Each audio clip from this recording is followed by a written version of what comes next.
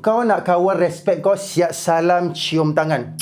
Macam ni, ada cara dia. Pakai phone lipat Honor Magic V6. Sebab apa? Hari tu dia siap boleh tarik kapal terbang, boleh tarik Ferrari dan siap aku bergayut dekat phone ni. Dan bukan itu saja, katanya yang beli awal siap dapat TV 43 inci.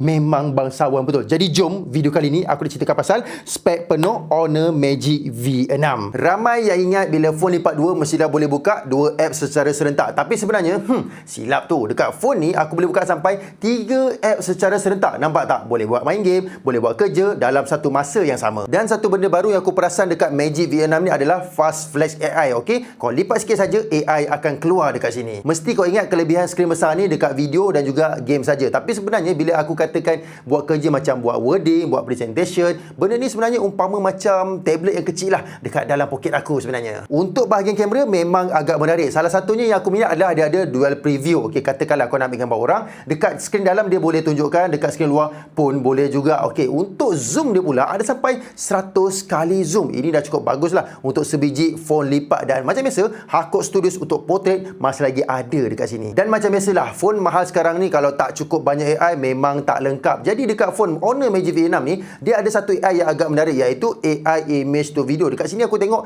adalah beberapa upgrade yang lebih daripada Honor 600 Pro sebelum ni. Tapi semua yang aku ceritakan, kalau dia tak gunakan chipset yang bagus, memang tak berbaloi. Kali ni Honor Magic V6 dia menggunakan Snapdragon 8 Gen 5. Dan aku tahu ramai yang risau pasal bateri dan juga charging. Yalah, body dia agak nipis, betul tak? Untuk bateri dia ada sampai 6600 mAh. Untuk charging wire ada sampai 80 watt wireless sampai 66 watt wireless charging. Ini yang paling penting untuk sebiji phone lipat, iaitu dia punya longkang. Kalau kau perasan Honor Magic V6 dia punya longkang makin lama makin tak nampak. Untuk kecerahan skrin dia pula, skrin dalam ke skrin luar ke, memang agak terang. Jadi kalau setakat nak gunakan dekat outdoor memang tak ada masalah. Jangan tak tahu, phone lipat Honor Magic V6 kali ni memang sangat mesra dengan iPhone, atau boleh katakan Apple ecosystem lah.